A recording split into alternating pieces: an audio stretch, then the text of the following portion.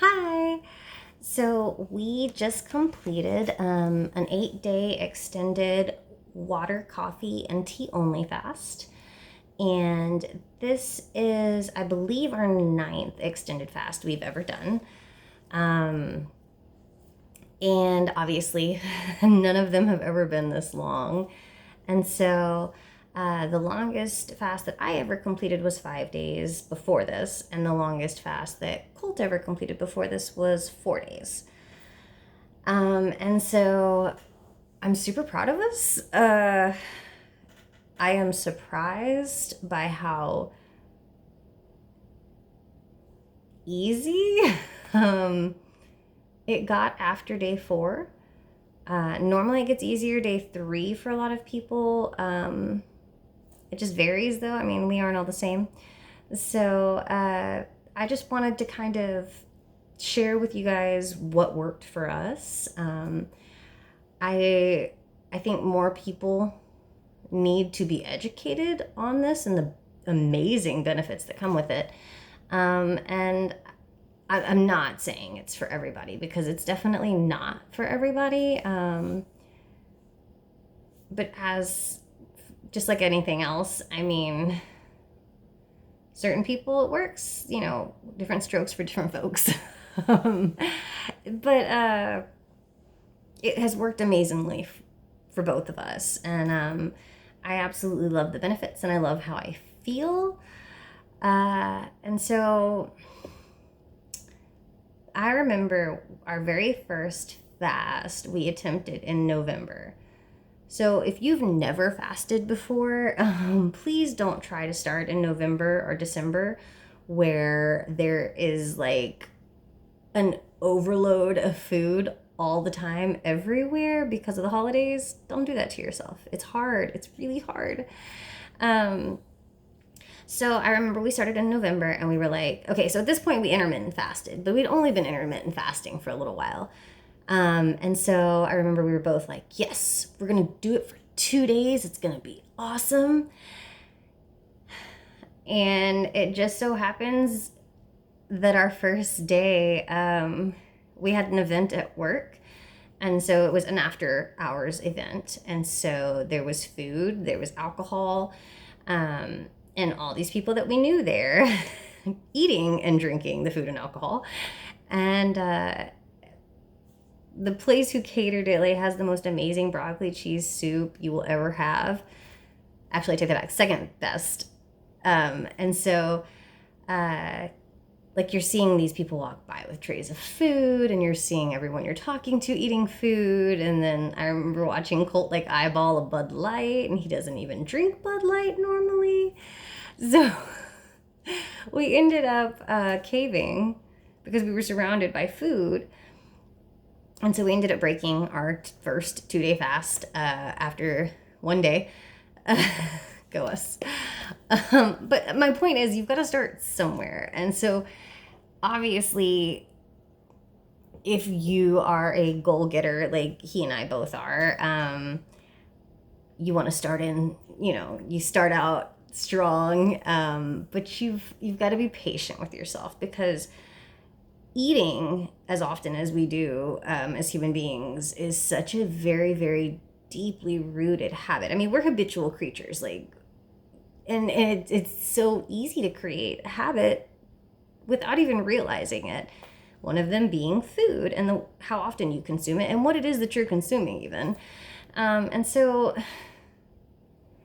that's something else that this helps immensely. It makes you much, much more aware of what it is you're putting into your body, how often, and even why. I mean, are there emotions attached to this eating? Am I really hungry? Like, how many hours has it been since I ate last? It makes you so much more aware of it. And that's part of the reason I think people need to know more about this because we have all, I mean, you don't have to agree with me on this, and that's totally fine. But if there is a commercial for it, it's probably not good for you. Like, if it's something good and beneficial and it works, why do you have to push it on people?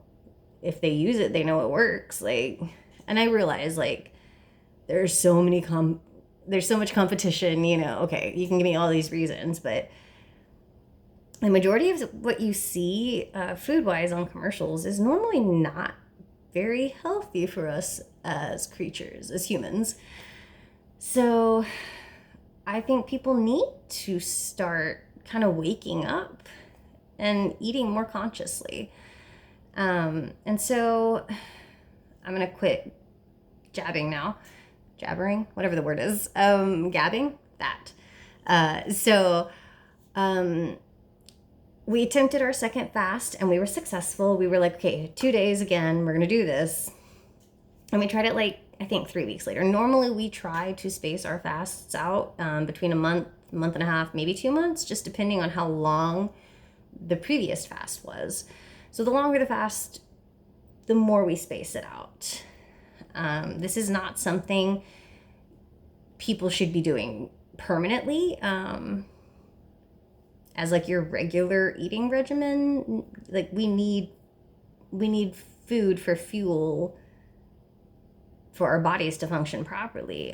We just need to give them a break sometimes, just like you would pretty much any other muscle in your body or any other part of your body. And people don't think of their stomachs that way, but we should.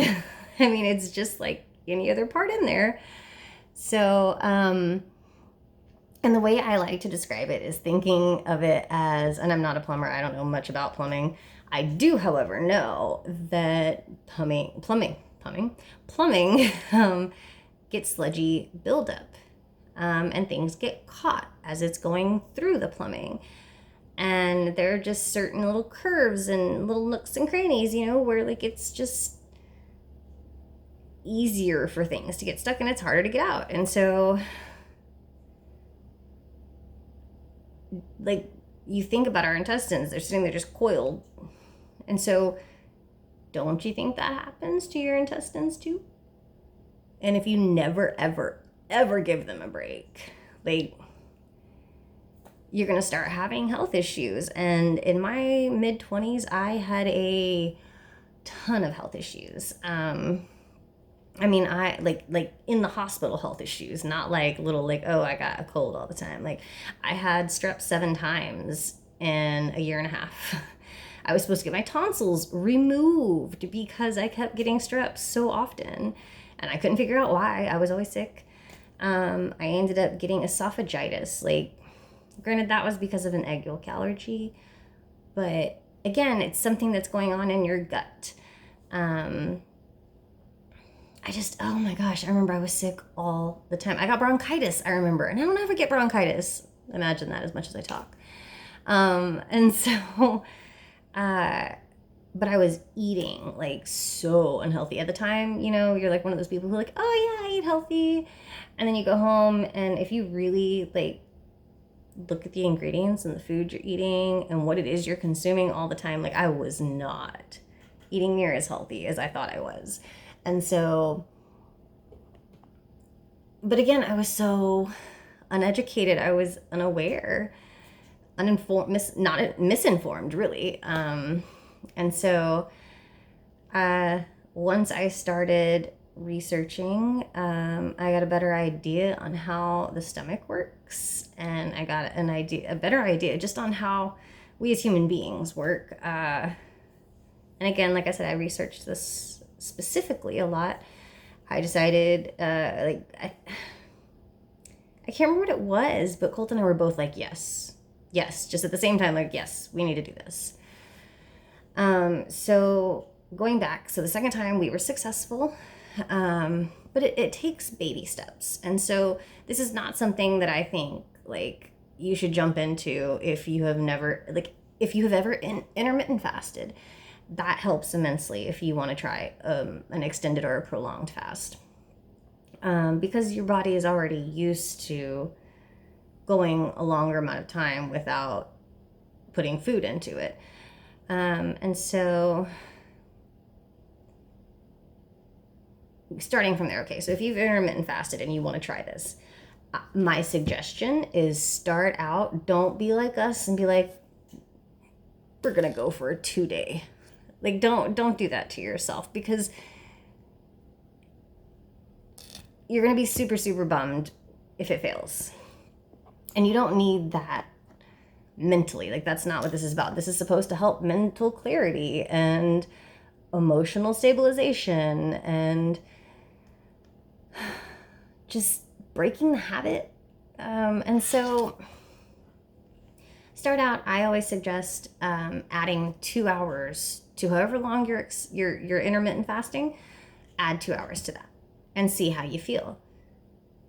If you're not super hungry, go for another 2 hours. Just work your way up. Another suggestion, if you're thirsty, if you're hungry, or if you feel hungry, because sometimes it's a mental thing. I mean, this is literally, it's just as much mental as it is physical. So if you think you feel hungry, take a big chug of water. And every time your stomach growls or you think, oh man, I'm normally eating that mixed nut snack right now, like, chug some water, and just push through it. Because again, a lot of it is habit. And so a lot of the time you think you're hungry or you think you need food and you don't really. I mean, we can go, 40 days without food? So, I mean, pretty sure, like, that sounds insulting. I don't want to sound insulting. So again, it's more mental. You just got to tell yourself you can do it and get through it. And so you're going to be super proud of yourself when you do too, because it's something you're going to doubt for sure. Self-doubt is a very, very real thing, especially when it's something you've never done before. So give yourself some patience and some grace. Don't beat yourself up if you give in too soon. That's perfectly fine. Just try it again next time, So if you have built your way up, I recommend trying to work up to 24 hours first. If you do 24 hours, give yourself like a week and say, you know what? I'm going to go for a day and a half. Try it. But again, just baby steps and patience. This is a very deep-rooted habit you're trying to break here. So it's super important that you have patience with yourself. And so once you get to 24 hours, go ahead and try and work up to longer. That's what we've kind of done every time. We did the 2-day, and then after that, we're like, cool, we're going to go for 3 days. So we went for 3 days the next time. And each time it gets easier and easier. I mean, just like anything else. I mean, what I tell my 13-year-old, how do you get better at something? You do it more. So, I want to say it was like our 5th fast. Maybe no, it was like our 6th fast where I made it to 5 days and Colt just got hangry, like so hangry on the 4th day. And so another tidbit of information. Okay, if you're doing this with your spouse or you're doing it with a friend, you've got to be supportive of one another no matter what. If that person caves before you do, there is no judgment. And you sit there and you be their cheerleader. Be like, man, good job for going 4 days. Like, because this is something, again, like not a norm, it's so taboo.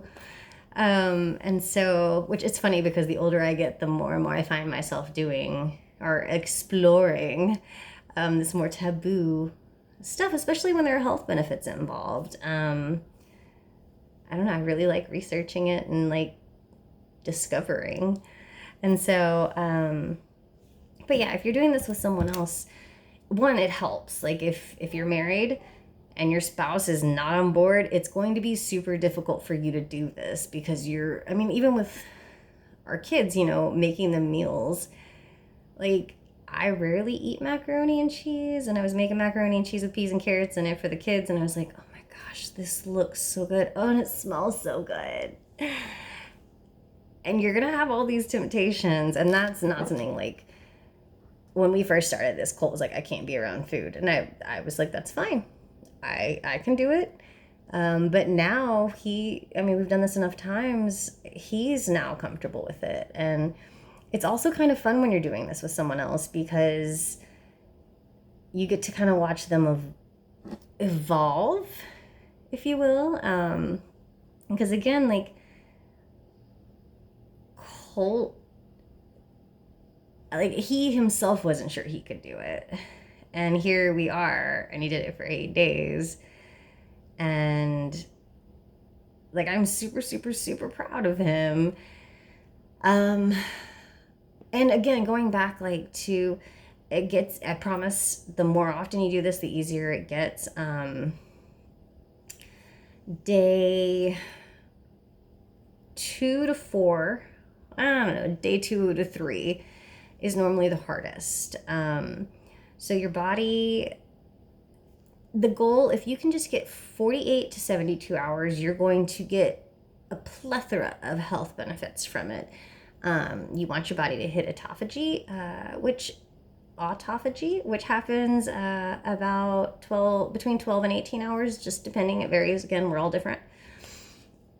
And then after 24 hours, your immune system actually starts repairing itself. So, I mean, I know like COVID is getting better, but I think we could all use a little boost in our immune system right now, if you know what I'm saying. So, for one, there's that. And so your body will start repairing itself on a cellular level after the 24 hours, after the 24-hour mark. And so then, I mean, once you hit 72 hours, the human growth hormone kicks in and your body starts producing it, I believe, at 300%. Or no, I'm sorry, that's 48 hours. And then if you can go to 72 hours, like it keeps going up from there. And so that's, what else? Oh, before you start a fast like this, make sure for at least 2 days prior you aren't drinking alcohol, and you're eating lighter, more raw meals. It's going to make it a lot easier. It's going to make your cravings a lot easier. And then when you break the fast, I highly recommend breaking it with fruit, raw, fresh fruit. We actually broke our fast right before I did this video, and we broke it with fresh pineapple and cantaloupe. And fortunately, like we got some really sweet fruit, and it was amazing. But I'm sure because it has been 8 days since I have tasted anything other than coffee and water, my tongue was like just having a dance party because it was just happy to have anything with extra taste to it. So during our fast, it is a water, coffee, and tea fast. However, this time we actually didn't end up consuming tea like normal. So we both had a big cup of coffee in the morning, black coffee, but you can add stevia if you want. It doesn't have enough calories in it to actually break your fast.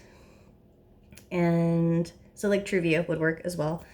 And then our next meal, I'm going to make a Vietnamese style vegetable soup for dinner. And so we'll have that.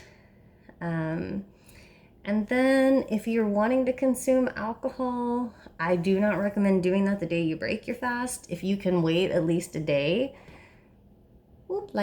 If you can wait at least a day, I do recommend that. If you can wait 2 days, that's even better. My camera is falling.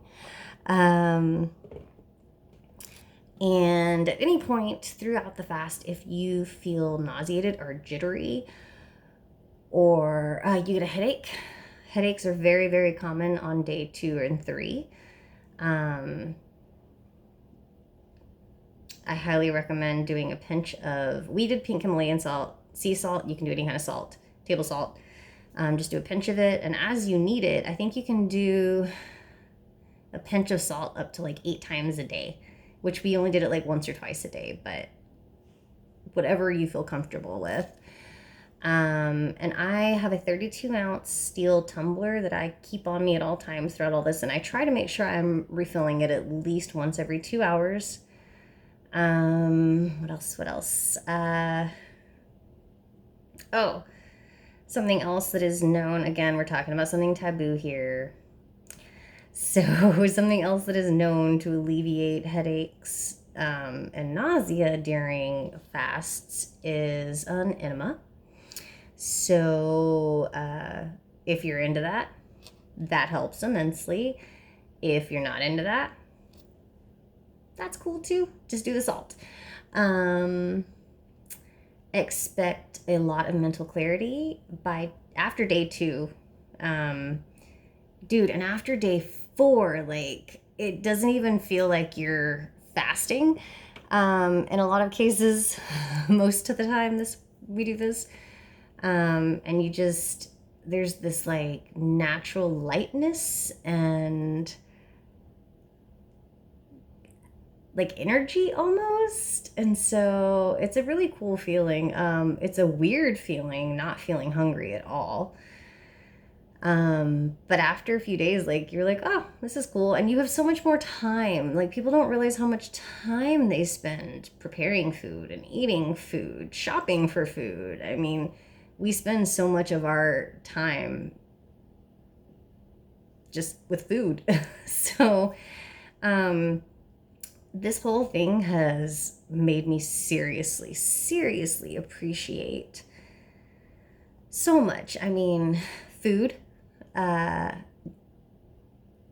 just like little details, things that have nothing to do with food. Like, you have time to kind of slow down almost. And because of this mental clarity and like emotional clarity, even, I just feel super grateful for this experience. And I'm super thankful that Colt did this alongside me. Again, I don't know that either of us could have done this if the other one wasn't on board.